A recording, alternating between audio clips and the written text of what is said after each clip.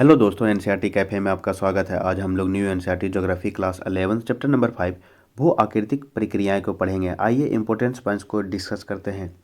पृथ्वी की उत्पत्ति कैसे हुई, इसकी प्रॉपर्टी एवं अन्य आंतरिक संरचनाओं का क्रम विकास कैसे हुआ, भूपट्टी प्लेट्स का संचलन किस प्रकार हुआ एवं कैसे हो रहा है, भूकंप, ज्वालामुखी के प्रकार एवं भूपट्टी को निर्मित करने वाले शैलों और खनिजों के विषय में सूचनाओं की जानकारी के पश्चात अब हम जिस धरातल पर रहते हैं उसके विषय में भी विस्तार से जानने का प्रयास करेंगे। हम इस प्रश्न के साथ प्रारंभ करते हैं। धरातल और समतल क्यों है? सर्वप्रथम, भूपट्टी गत्यात्मक है। भूपट्टी स्थल मंडल का एक टुकड़ा है। इसमें कौन कौन सा खनिज पाया जाता है? सिलिका और एल्युमिनियम, सियाल। आप अच्छी तरह जानते हैं कि यह क्षैतिज तथा ऊर्ध्वाधर दिशाओं में संचालित होती रहती है। निश्चित तौर पर यह भूतकाल में वर्तमान गति की अपेक्षा थोड़ी तीव्रतर संचालित होती थी। भूपट्टी का निर्माण करने वाले पृथ्वी के भीतर सक्रिय आंतरिक बलों में पाए जाने वाला अंतर ही पृथ्वी के बाह्य सतह में अंतर के लिए उत्तरदायी है। मूलतः धरातल सूर्य से प्राप्त ऊर्जा द्वारा प्रेरित बाह्य बलों से अनवरत प्रभावित होता रहता है। निश्चित रूप से आंतरिक बल अभी भी सक्रिय है, यद्यपि उनकी तीव्रता में अंतर है। इसका तात्पर्य है कि धरातल पृथ्वी मंडल के अंतर्गत उत्पन्न हुए बाह्य बलों एवं पृथ्वी के अंतर उद्भूत आंतरिक बलों से अनवरत प्रभावित होता है तथा यह सर्वदा परिवर्तनशील है। बाह्य बलों को बहिर्जनिक एक्सोजेनिक तथा आंतरिक बलों को अंतर्जनित एंडोजेनिक बल कहते हैं। बहिर्जनिक बलों की क्रियाओं का परिणाम होता है उभरी हुई भू आकृतियों का विघर्षण तथा बेसिन निम्न क्षेत्रों गर्तों का भराव। धरातल पर अपर्दन के माध्यम से उच्चावच के मध्य अंतर के कम होने को तल संतुलन कहते हैं। अंतर्जनित शक्तियाँ निरंतर धरातल के भागों को ऊपर उठाती है या उनका निर्माण करती है तथा इस प्रकार बहिर्जनिक प्रक्रियाएं उच्चावच में भिन्नता को सम करने में असफल रहती है। अतएव भिन्नता तब तक बनी रहती है जब तक बहिर्जनिक एवं अंतर्जनित बलों के विरोधात्मक कार्य चलते रहते हैं। सामान्यतः अंतर्जनित बल मूल रूप से भू आकृति निर्माण करने वाले बल हैं तथा बहिर्जनिक प्रक्रियाएं मुख्य रूप से भूमि विघर्षण बल होती है। भूतल संवेदनशील है। मानव अपने निर्वाह के लिए इस पर निर्भर करता है तथा इसका व्यापक एवं सघन उपयोग करता है। लगभग सभी जीवों का धरातल के पर्यावरण के अनुवाह में योगदान होता है। मनुष्यों ने संसाधनों का अत्यधिक दोहन किया है। हमें इनका उपयोग करना चाहिए, किंतु भविष्य में जीवन निर्वाह के लिए इसकी पर्याप्त संभाव्यता को बचाए रखना चाहिए। धरातल के अधिकांश भाग को बहुत लंबी अवधि सैकड़ों हजारों वर्षों में आकार प्राप्त हुआ है तथा मानव द्वारा इसके उपयोग, दुरुपयोग एवं कुप्रयोग के कारण इसकी संभाव्यता में बहुत तीव्र गति से ह्रास हो रहा है। यदि उन प्रक्रियाओं जिन्होंने धरातल को विभिन्न आकार दिया है और अभी भी दे रही है तथा उन पदार्थों की प्रकृति जिनसे यह निर्मित है को समझ लिया जाए तो निश्चित रूप से मानव उपयोग जनित हानिकारक प्रभाव को कम करने एवं भविष्य के लिए इसके संरक्षण हेतु आवश्यक उपाय किए जा सकते हैं। भू आकृति प्रक्रियाएं। आप भू आकृतिक प्रक्रियाएं के अर्थ को समझना चाहेंगे। धरातल के पदार्थों पर अंतर्जनित एवं बहिर्जनित बलों द्वारा भौतिक दबाव तथा रासायनिक क्रियाओं के कारण भूतल के विन्यास में परिवर्तन को भू आकृतिक प्रक्रियाएं कहते हैं। पटल विरूपण एवं ज्वालामुखीयता अंतर्जनित भू आकृतिक प्रक्रियाएं हैं। ये आपका ज्वालामुखी क्या है? अंतर्जनित है। अंतर्जनित प्रक्रिया है जो इससे पहले की इकाई में संक्षेप विवेचित है। अपक्षय, वृहत क्षरण, अपर्दन एवं विक्षेपण बहिर्जनिक भू आकृतिक प्रक्रिया है। इनका इस अध्याय में विस्तार से विवेचन किया गया है।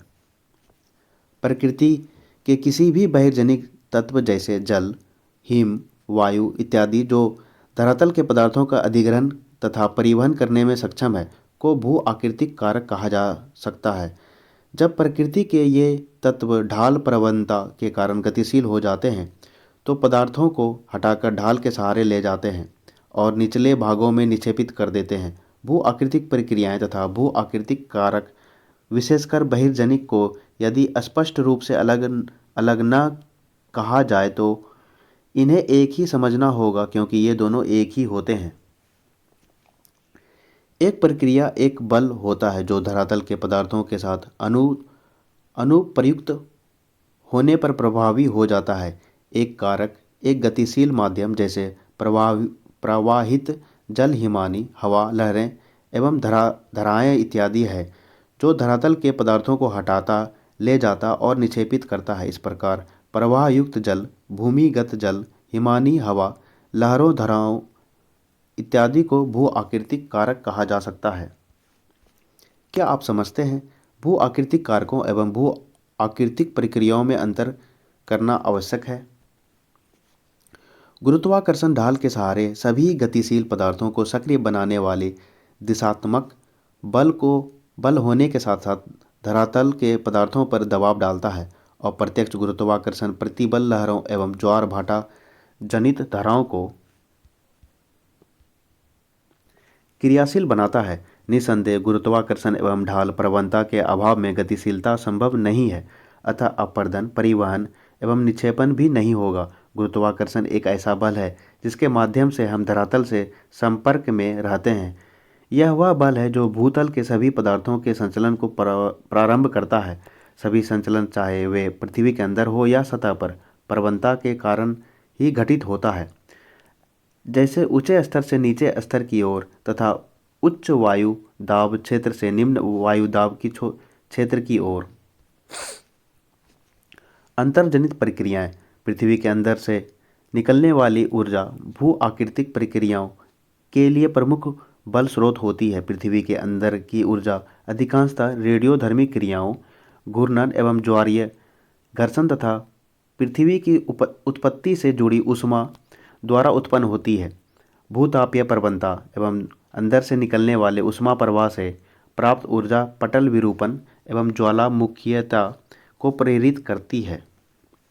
भूतापीय प्रवणता एवं अंदर के ऊष्मा प्रवाह भूपट्टी की मोटाई एवं दृढ़ता में अंतर के कारण अंतर्जनित बलों के कार्य समान नहीं होते हैं, अतः विवर्तनिक द्वारा नियंत्रित मूल भूपट्टी की सतह असमतल होती है। पटल विरूपण।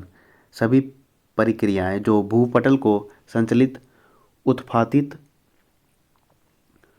तथा निर्मित करती है, पटल विरूपण के अंतर्गत आती है। इनमें निम्नलिखित से सम्मिलित है: तीक्ष्ण वलयन के माध्यम से पर्वत निर्माण तथा भूपट्टी की लंबी एवं संकीर्ण पट्टियों को प्रभावित करने वाली परिवर्तनीय प्रक्रियाएं, धरातल के बड़े भाग के उत्थापन तथा विकृति के संकलन, महाद्वीप रचना संबंधी प्रक्रियाएं, अपेक्षाकृत छोटे स्थानीय संचलन के कारण उत्पन्न भूकंप, पपट्टी प्लेट के क्षैतिज संचलन करने में प्लेट विवर्तनिकी की भूमिका।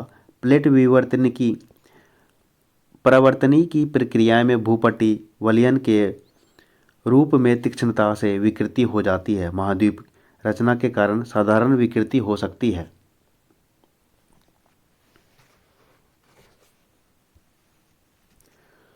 परिवर्तनीय पर्वत निर्माण प्रक्रिया, जबकि महाद्वीप रचना महाद्वीप निर्माण प्रक्रिया है। परिवर्तनीय महाद्वीप रचना भूकंप एवं प्लेट विवर्तनिकी की प्रक्रियाओं से भूपट्टी से भ्रंश तथा विभंग हो सकता है। इन सभी प्रक्रियाओं के कारण दबाव, आयतन तथा तापक्रम में परिवर्तन होता है, जिसके फलस्वरूप शैलों का क्यांतरण प्रेरित होता है। ज्वालामुखीयता। ज्वालामुखीयता के अंतर्गत पिघली हुई शैलों या लावा, मैग्मा का भूतल की ओर संचलन एवं अनेक आंतरिक तथा बाह्य ज्वालामुखी स्वरूपों का निर्माण सम्मिलित होता है। इस पुस्तक की द्वितीय इकाई के ज्वालामुखी शीर्षक एवं पिछले अध्याय के आग्नेय शैलों शीर्षक के अंतर्गत ज्वालामुखीयता के बहुत से पक्षों का विस्तृत विवरण दिया जा चुका है। यह आपका ज्वालामुखी, ये मैग्मा हो गया, और ये पिघला हुआ जो निकलता है उसको लावा कहते हैं। बहिर्जनिक प्रक्रियाएं। बहिर्जनिक प्रक्रियाएं अपनी ऊर्जा सूर्य द्वारा निर्धारित वायुमंडलीय ऊर्जा एवं अंतर्जनित शक्तियों से नियंत्रित विवर्तनिक कारकों से उत्पन्न प्रवणता से प्राप्त करती है। गुरुत्वाकर्षण बल ढालयुक्त सतह वाले धरातल पर कार्यरत रहता है तथा ढाल की दिशा में पदार्थ को संचालित करता है। प्रति इकाई क्षेत्र पर अनुप्रयुक्त बल को प्रतिबल स्ट्रेस कहते हैं। प्रतिबल क्या हो जाएगा? बल बाय क्षेत्रफल न्यूटन पर मीटर स्क्वायर। ये पूछा जाता है। ठोस पदार्थ में प्रतिबल धक्का एवं खिंचाव से उत्पन्न होता है। इससे विकृति प्रेरित होती है। धरातल के पदार्थों के सहारे सक्रिय बल अपरूपण प्रतिबल होते हैं। यही प्रतिबल शैलों एवं धरातल के पदार्थों को तोड़ता है। अपरूपण ये आपको दिखाया गया है। प्रक्रियाएं एवं प्रेरक बल। प्रक्रिया अपक्षीय। अपक्ष क्या हो जाएगा? ये टूटना, ये टूट रहा है, टूटना। फिर आपका अनाच्छादित प्रक्रियाएं हैं। अपक्षीय हो गया, वृहत संचलन हो गया, ये गुरुत्वाकर्षण हो गया, ये अपर्दन परिवहन गतिज ऊर्जा, ये आपका प्रेरक बल ऊर्जा हो गया, गुरुत्वाकर्षण, आणविक दाब एवं रासायनिक क्रियाएं। प्रतिबल का परिणाम कोणीय विस्थापन या विसर्पण फिसलन होता है। धरातल के पदार्थ गुरुत्वाकर्षण प्रतिबल के अतिरिक्त आणविक प्रतिबलों से भी प्रभावित होते हैं, जो कई कारकों जैसे तापमान में परिवर्तन, क्रिस्टलन एवं पिघलन द्वारा उत्पन्न होते हैं। रासायनिक प्रक्रियाएं सामान्यतः कणों के बीच के बंधन को ढीला करते हैं तथा विलेय पदार्थों को घुला देते हैं। इस प्रकार धरातल के पदार्थों के पिंड में प्रतिबल का विकास अपक्ष वृहत क्षरण संचलन अपर्दन एवं निक्षेपण का मूल कारण है। चूँकि धरातल पर विभिन्न प्रकार के जलवायु प्रदेश मिलते हैं, इसलिए बहिर्जनिक भू आकृतिक प्रक्रियाएं भी एक प्रदेश से दूसरे प्रदेश में भिन्न होती है। तापक्रम तथा वर्षण दो महत्वपूर्ण जलवायवीय तत्व है जो विभिन्न प्रक्रियाओं को नियंत्रित करते हैं। सभी बहिर्जनिक भू आकृतिक प्रक्रियाओं को एक सामान्य शब्दावली अनाच्छादन के अंतर्गत रखा जा सकता है। अनाच्छादन शब्द का अर्थ है निरावृत करना या आवरण हटाना। अपक्षय, वृहत क्षरण, संचलन, अपर्दन, परिवहन आदि सभी इसमें सम्मिलित किए जाते हैं। प्रवाह अनाच्छादन प्रक्रियाओं तथा उनसे संबंधित प्रेरक बल को दर्शाता है। इससे यह स्पष्ट हो जाना चाहिए कि प्रत्येक प्रक्रिया के लिए एक विशिष्ट प्रेरक बल या ऊर्जा होती है। बहिर्जनिक भू आकृतिक प्रक्रियाएं एक क्षेत्र से दूसरे क्षेत्र में भिन्न भिन्न होती है। जैसा कि स्पष्ट है कि पृथ्वी के धरातल पर तापीय प्रवणता के कारण भिन्न भिन्न जलवायु प्रदेश स्थित हैं, जो कि आकांक्षीय मौसमी एवं जल थल विस्तार में भिन्नता के द्वारा उत्पन्न होते हैं। तापमान एवं वर्षण जलवायु के दो महत्वपूर्ण घटक हैं।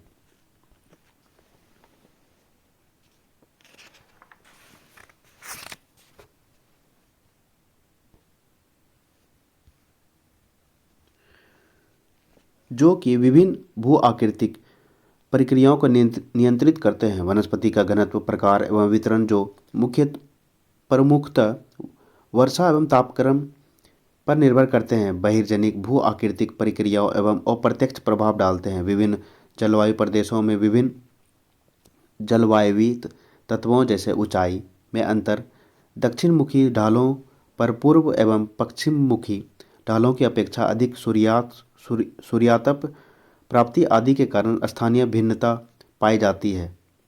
पुनश्च वायु का वेग एवं दिशा, वर्षण की मात्रा एवं प्रकार की इसकी गहनता, वर्षण एवं वाष्पीकरण में संबंध, तापक्रम की दैनिक श्रेणी, हिमकरण एवं पिघलन की आवृत्ति, तुषार व्यापन की गहराई इत्यादि में अंतर के कारण किसी भी जलवायु प्रदेश के अंतर भू आकृतिक प्रक्रियाएं भिन्न भिन्न होती है।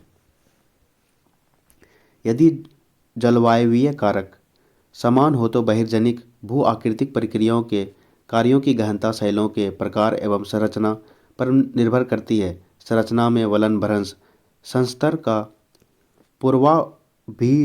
पूर्वाभिमुखीकरण, झुकाव, जोड़ों की उपस्थिति तथा अनुपस्थिति, संचलन, तल घटक खनिजों की कठोरता या कोमलता तथा उनकी रासायनिक संवेदनशीलता, पारगम्यता या अपारगम्यता इत्यादि सम्मिलित माने गए हैं। यह आपका चित्र दिखाया गया है। जलवायु एवं अपक्ष मेंटल की गहराई को दिखाया गया है। यह आपका नूतन शैल हो गया। सूक्ष्म रासायनिक परिवर्तन, यह आपका सूक्ष्म रासायनिक परिवर्तन। अल्युमिनियम के ऑक्साइड, यह अल्युमिनियम ऑक्साइड। और ये सामान्य से अच्छा रासायनिक परिवर्तन का क्षेत्र दिखाया गया है, तीसरा नंबर। ये आपका ये उतना इम्पोर्टेंट है नहीं, आप लोग देख सकते हैं फिगर को। विभिन्न प्रकार की शैलें अपनी संरचना में भिन्नता के कारण भू आकृतिक प्रतिक्रियाओं के प्रति विभिन्न प्रतिरोध क्षमता प्रस्तुत करती है। एक विशेष शैल की एक प्रक्रिया के प्रति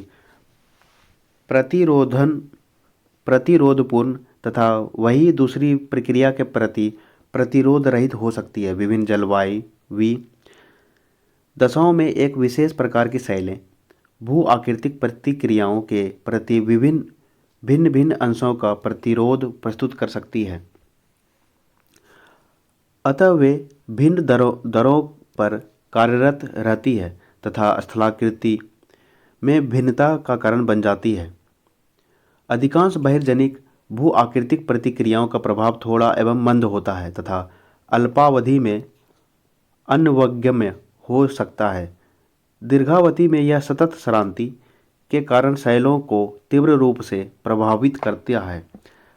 अंततः यह तथ्य स्पष्ट हो जाता है कि धरातल पर विभिन्नता यद्यपि मूल रूप से भूपट्टी के उद्भव से संबंधित है, तथापि धरातल के पदार्थों के प्रकार एवं संरचना में अंतर, भू आकृतिक प्रक्रियाओं एवं उनके सक्रियता दर में अंतर आदि के कारण एक रूप में विद्यमान रहती है। कुछ बहिर्जनिक भू आकृतिक प्रक्रियाओं का यहाँ विस्तृत विवरण प्रस्तुत किया गया है।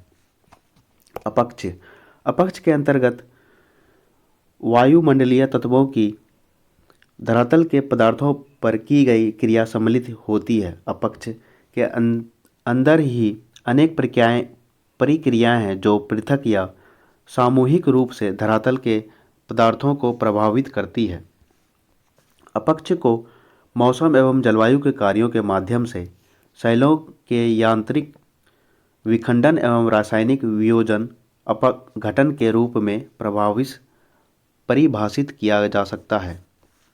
चूँकि अपक्ष में पदार्थों का बहुत थोड़ा सा अथवा नगण्य संचलन होता है, यह एक स्वस्थानीय या तदस्थन प्रक्रिया है, इन सिटू या ऑन साइट।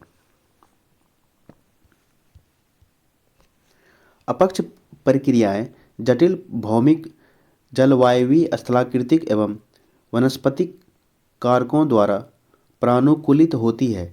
इन सब में जलवायु का विशेष महत्व है। न केवल अपक्ष प्रक्रियाएं अपितु अपक्ष मेंटल की गहराई भी एक जलवायु से दूसरे जलवायु में भिन्न होती है।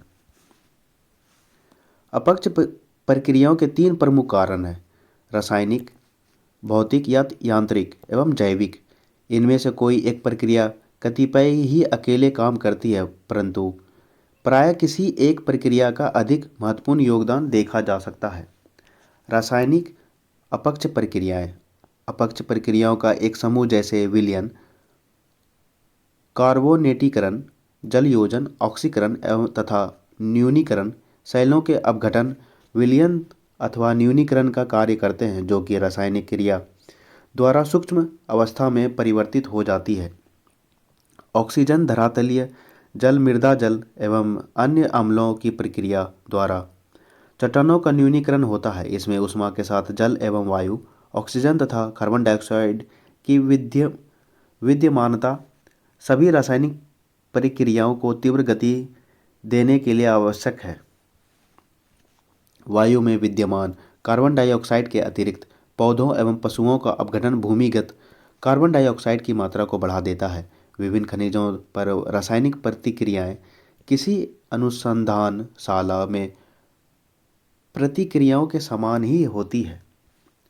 भौतिक अपक्ष प्रक्रियाएं भौतिक या यांत्रिक अपक्ष के प्रक्रियाएं कुछ अनुप्रयुक्त बलों पर निर्भर करती है। ये अनुप्रयुक्त बल निम्नलिखित हो सकते हैं। गुरुत्वाकर्षण बल जैसे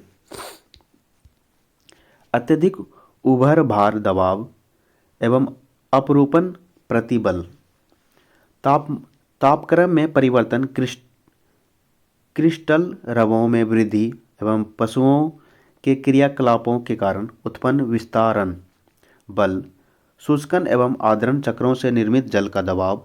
इनमें से कई बल धरातल एवं विभिन्न धरातल पदार्थों के अंदर अनुप्रयुक्त होती है, जिसका परिणाम शैलों का विभंग होता है। भौतिक अपक्ष प्रक्रियाओं में अधिकांश तापीय विस्तारण एवं दबाव के निर्मुक्त होने के कारण होता है। यह प्रक्रियाएं लघु एवं मंद होती है, परंतु कई बार संकुचन एवं विस्तारण के कारण शैलों के सतत श्रांति के फलस्वरूप ये शैलों को बड़ी हानि पहुंचा सकती है। जैविक कार्य एवं अपक्ष जैविक अपक्ष जीवों की वृद्धि या संचलन से उत्पन्न अपक्ष वातावरण एवं भौतिक परिवर्तन से खनिजों एवं आयन के स्थानांतरण की दिशा में एक योगदान है। केंचुआ, दीमकों, चूहों, कृंतकों इत्यादि जैसे जीवों द्वारा बिल खोदने एवं वेजिंग फान के द्वारा नई सतहों का निर्माण होता है, जिससे रासायनिक प्रक्रिया के लिए अनावृत सतह में नमी एवं हवा के वेधन में सहायता मिलती है। मानव भी वनस्पतियों को अस्त व्यस्त कर खेत जोतकर एवं मिट्टी में कृषि करके धरातलीय पदार्थों में वायु, जल एवं खनिजों के मिश्रण तथा उनमें नए संपर्क स्थापित करने में सहायक होता है। सड़ने वाले पौधों एवं पशुओं के पदार्थ ह्यूमिक, कार्बनिक एवं अन्य अम्ल जैसे तत्वों के उत्पादन में योगदान देते हैं, जिससे कुछ तत्वों का सड़ना, क्षरण तथा घुलन बढ़ जाता है।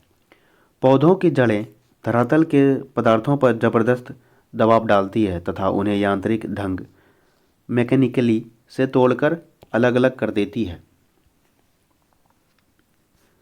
अपक्ष के विशेष प्रभाव।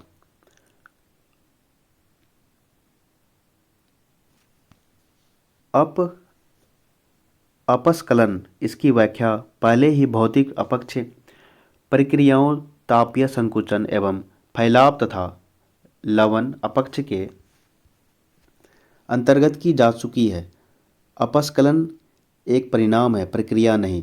शैल या आधार शैल के ऊपर से मोटे तौर पर घुमावदार चादर के रूप में उत्खंडित या पत्रकन होता है, जिसके परिणाम स्वरूप चिकनी एवं गोल सतह का निर्माण होता है। अपस्खलन अभारितकरण एवं तापक्रम परिवर्तन द्वारा प्रेरित फैलाव एवं संकुचन के कारण भी होता है। अपस्खलित गुंबद एवं ट्रास क्रमशः अभारितकरण एवं तापकीय संकुचन से उत्पन्न होते हैं। अपक्ष क्या महत्व। अपक्ष प्रक्रियाएं शैलों को छोटे छोटे टुकड़ों में तोड़ने तथा न केवल आवरण, प्रस्तर एवं मृदा निर्माण के लिए मार्ग प्रशस्त करते हैं, अपितु अपरदन एवं वृहत संचलन के लिए भी उत्तरदायी होते हैं। जैव मात्रा एवं जैव विविधता प्रमुखतः वनों की देन है तथा वन अपक्ष प्रवार की गहराई पर निर्भर करता है। यदि शैलों का अपक्ष न हो तो अपरदन का कोई महत्व नहीं होता है। इसका अर्थ है कि अपक्ष वृहत क्षरण अपरदन उच्चावच के लघुकरण में सहायक होता है एवं स्थलाकृतियाँ अपरदन का परिणाम है। शैलों का अपक्ष एवं निक्षेपण राष्ट्रीय अर्थव्यवस्था के लिए अति महत्वपूर्ण है, क्योंकि मूल्यवान खनिजों जैसे लोहा, मैग्नीज, एल्युमिनियम तांबा के अयस्कों के समृद्धिकरण एवं संकेंद्रण में सहायक होता है। अपक्ष मृदा निर्माण की एक महत्वपूर्ण प्रक्रिया है। जब शैलों का अपक्ष होता है तो कुछ पदार्थ भूमिगत जल द्वारा रासायनिक तथा भौतिक निक्षालन के माध्यम से स्थानांतरित हो जाते हैं तथा शेष बहुमूल्य पदार्थों का संकेंद्रण हो जाता है। इस प्रकार के अपक्ष के हुए बिना बहुमूल्य पदार्थों का संकेंद्रण अपर्याप्त होगा तथा आर्थिक दृष्टि से उनका दोहन, प्रक्रमण तथा शोधन के लिए व्यवहार नहीं होगा। इसको समृद्धिकरण कहते हैं। वृहत संचलन। वृहत संचलन के अंतर्गत में वे सभी संचलन आते हैं जिनमें शैलों का वृहत मलबा गुरुत्वाकर्षण के सीधे प्रभाव के कारण ढाल के अनुरूप स्थानांतरित होता है। इसका तात्पर्य है कि वायु, जल, हिम ही अपने साथ एक स्थान से दूसरे स्थान तक मलबा नहीं ढोते, अपितु मलबा भी अपने साथ वायु, जल या हिम ले जाते हैं। वृहत मलबे की संचलन गति मंद से तीव्र हो सकती है, जिसके फलस्वरूप पदार्थों के छिछले से गहरे स्तंभ प्रभावित होते हैं, जिनके अंतर्गत विसर्पण, बहाव, स्खलन एवं पतन सम्मिलित होते हैं। गुरुत्वाकर्षण बल आधार शैलों एवं अपक्ष से पैदा सभी पदार्थों पर अपना प्रभाव डालता है। यद्यपि वृहत संचलन के लिए अपक्ष अनिवार्य नहीं है, परंतु यह इसे बढ़ावा देता है। वृहत संचलन अपक्षीय ढालों पर अनपक्षीय पदार्थों की अपेक्षा बहुत अधिक सक्रिय रहता है। बहुत वृहत संचलन में गुरुत्वाकर्षण शक्ति सहायक होती है तथा कोई भी भू आकृतिक कारक जैसे प्रवाहित जल, हिमानी वायु, लहरें एवं धाराएं वृहत संचलन की प्रक्रिया में सीधे रूप से सम्मिलित नहीं होते। इसका अर्थ है कि वृहत संचलन अपरदन के अंदर नहीं आता। यद्यपि पदार्थों का संचलन गुरुत्वाकर्षण की सहायता से एक स्थान से दूसरे स्थान होता रहता है। ढाल पर पदार्थ बाधक बलों के प्रति अपना प्रतिरोध प्रस्तुत करते हैं एवं तभी असफल होते हैं जब तक पदार्थों के अपरूपण प्रतिरोध से महांतर होते हैं। असंबद्ध कमजोर पदार्थ, छिछले संस्तर वाले शैलें, भ्रंश, तीव्रता से झुके हुए संस्तर, खड़े भिगरू या तीव्र ढाल, पर्याप्त वर्षा, मूसलाधार वर्षा तथा वनस्पति का अभाव वृहत संचलन में सहायक होते हैं। वृहत संचलन की सक्रियता के कई कारक होते हैं। वे इस प्रकार हैं: प्राकृतिक एवं कृत्रिम साधनों द्वारा ऊपर के पदार्थों के टिकने का आधार का हटाना, ढालों की प्रवणता एवं ऊंचाई में वृद्धि, पदार्थों के प्राकृतिक अथवा कृत्रिम भराव के कारण उत्पन्न अतिभार, अत्यधिक वर्षा, संतृप्त एवं ढाल के पदार्थों के संवहन द्वारा उत्पन्न अधिभार, मूल ढाल की सतह पर से पदार्थ का या भार का हटना, भूकंप आना, विस्फोट या मशीनों का कंपन, अत्यधिक प्राकृतिक रिसाव, झीलों, जलाशयों एवं नदियों से भारी मात्रा में जल निष्कासन एवं परिणाम स्वरूप ढालों एवं नदी तटों के नीचे से जल का मंद गति से बहना, प्राकृतिक वनस्पति का अंधाधुंध विनाश। संचलन के निम्न 3 रूप होते हैं: अनुप्रस्थ विस्थापन, तुषार वृद्धि या अन्य कारणों से मृदा का अनुप्रस्थ विस्थापन, प्रवाह एवं स्खलन। भूस्खलन, लैंडस्लाइड्स। भूस्खलन अपेक्षाकृत तीव्र एवं अवगम्य संचलन है। इसमें संकलित होने वाले पदार्थ अपेक्षीयता शुष्क होते हैं। असंगलन, वृहत का आकार एवं आकृति शैल में अनिरंतरता की प्रकृति, क्षरण या अंश तथा ढाल की ज्यामिति पर निर्भर करते हैं। इस वर्ग में पदार्थों के संचलन के प्रकार के आधार पर वर्ग में कई प्रकार के स्खलन पहचाने जा सकते हैं। ढाल जिस पर संचलन होता है के संदर्भ में पास आवर्तन रोटेशन के साथ शैल मलबा की एक या कई इकाइयों के फिसलन को अवसर्पण कहते हैं। पृथ्वी के पिंड के पश्च आवर्तन के बिना मलबा का तीव्र लोटन या स्खलन मलबा स्खलन कहलाता है। मलबा स्खलन में खड़े भटिकल या प्रलंबी फलक फेस से मिट्टी मलबा का प्रायः स्वतंत्र पतन होता है। संस्तर जोड़ या भ्रंश के नीचे पृथक शैल वृहत के संकलन को शैल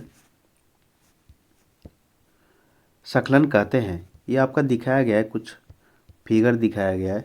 भारत नेपाल सीमा उत्तर प्रदेश में शारदा नदी को दिखाया गया है के निकट शिवालिक हिमालय श्रृंखलाओं में भूस्खलन का साकार दिखाया गया। ये तीव्र ढालों पर शैल स्खलन बहुत तीव्र एवं विध्वंसक होता है। तीव्र ढाल पर भूस्खलन की खरोंच दर्शाता है। तीव्र संस्तरण तल जैसे अनिरंतरताओं के सहारे स्खलन एक समतलीय पात के रूप में घटित होता है। किसी तीव्र ढाल के सहारे शैल खंडों का ढाल से दूरी रखते हुए स्वतंत्र रूप से गिरना शैल पतन कहलाता है। शैल पतन शैलों के फलक के उथले संस्तर से होता है, जो इसे शैल संकलन, जिसमें पदार्थ पर्याप्त गहराई तक प्रभावित होते हैं, से अलग करता है।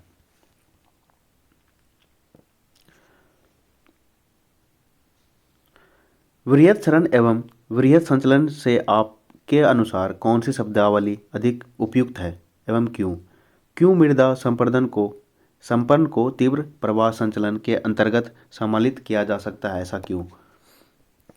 हमारे देश में मलबा अवधाव एवं भूस्खलन हिमालय में प्रायः घटित होते हैं। इसके अनेक कारण हैं। पहला, हिमालय विवर्तनिक दृष्टिकोण से सक्रिय है। यह अधिकांशतः परतदार शैलों एवं असंगठित एवं अर्ध संगठित पदार्थों से बना हुआ है। इसकी ढाल मध्यम न होकर तीव्र है।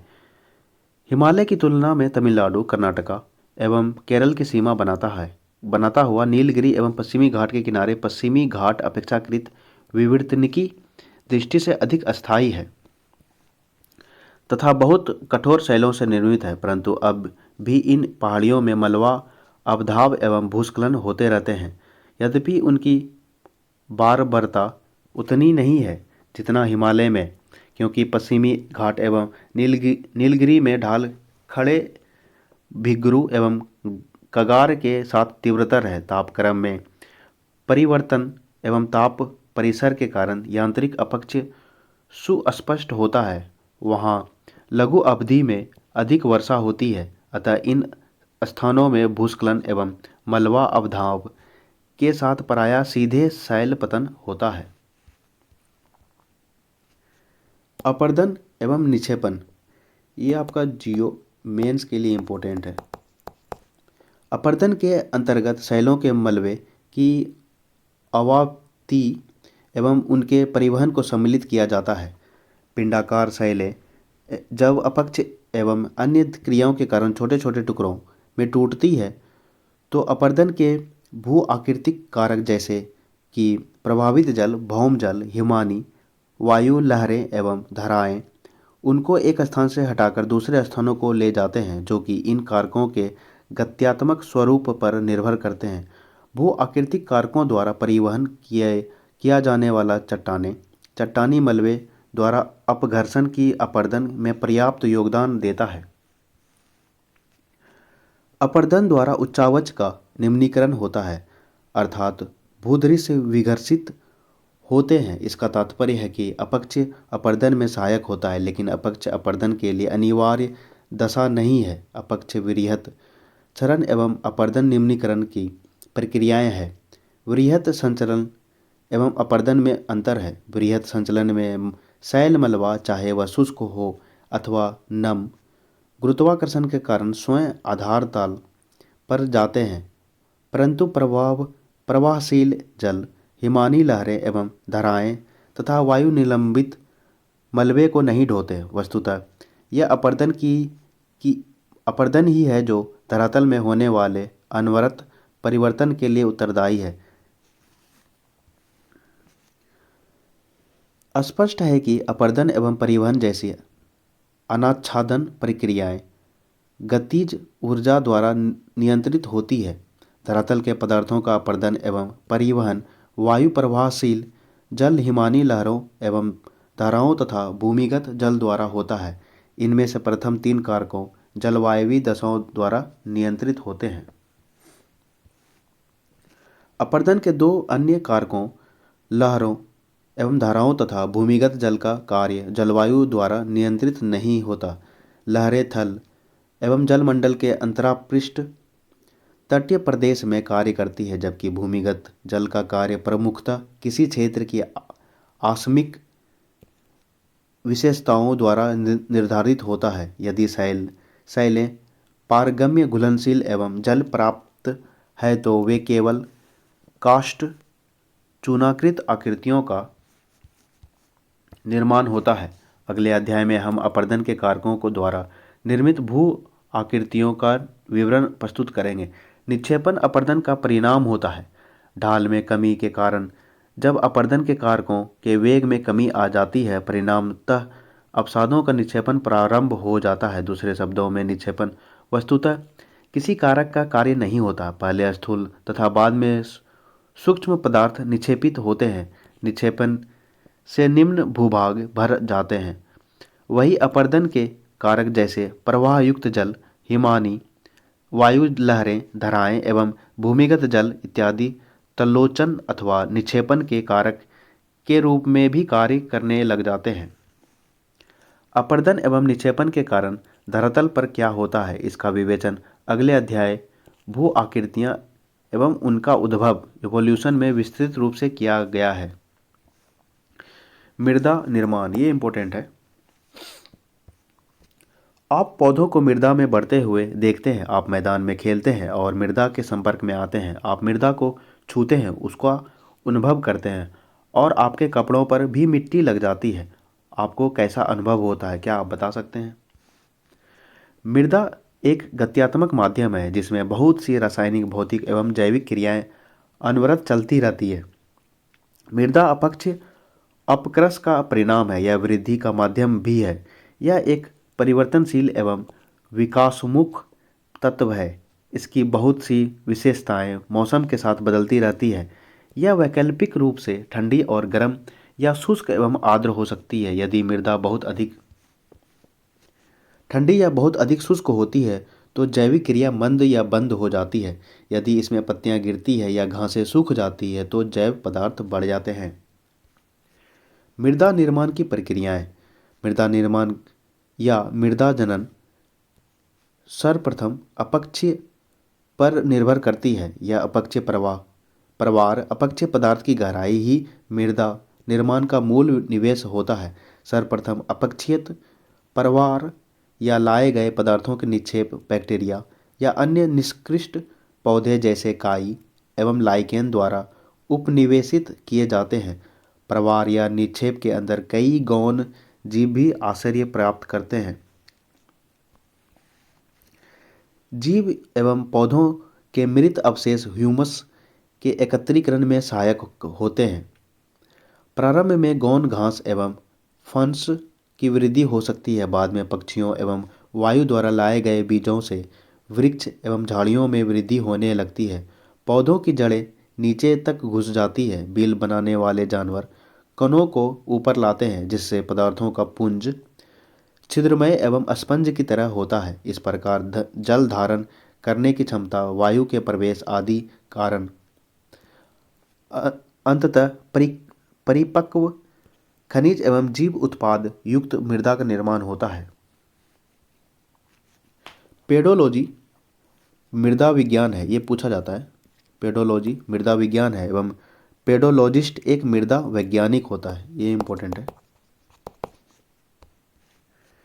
मृदा निर्माण के कारक। मृदा निर्माण 5 मूल कारकों द्वारा नियंत्रित होता है। ये कारक है मूल पदार्थ, शैलें, स्थलाकृति, जलवायु, जैविक क्रियाएं एवं समय।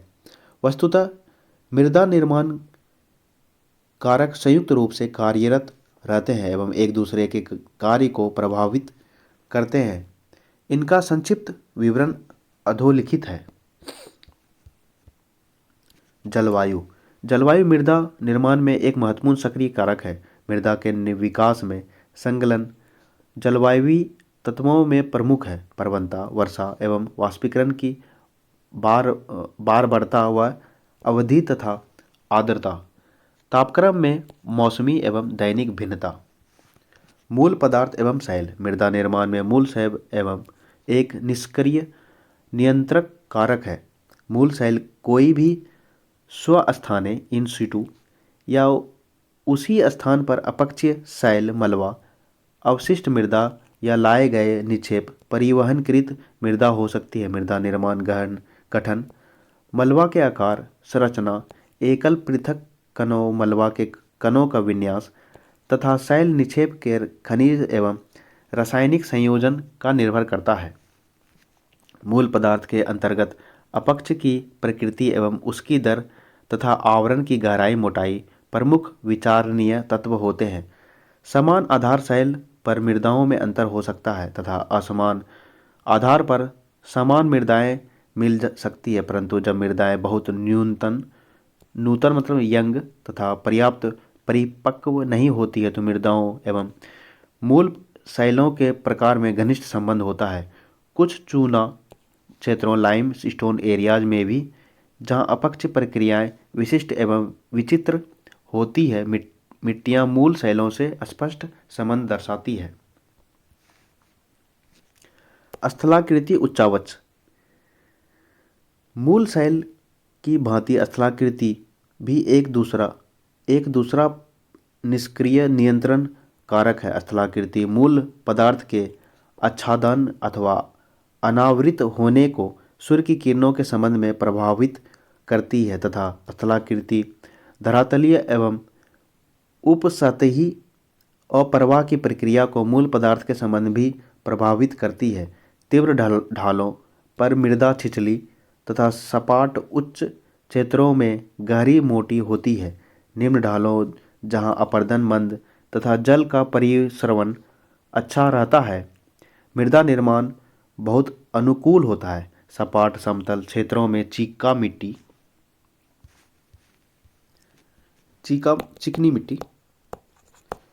मिट्टी क्ले के मोटे स्तर का विकास हो सकता है तथा जैव पदार्थ के अच्छे एकत्रीकरण के साथ मृदा का रंग भी गहरा काला हो सकता है।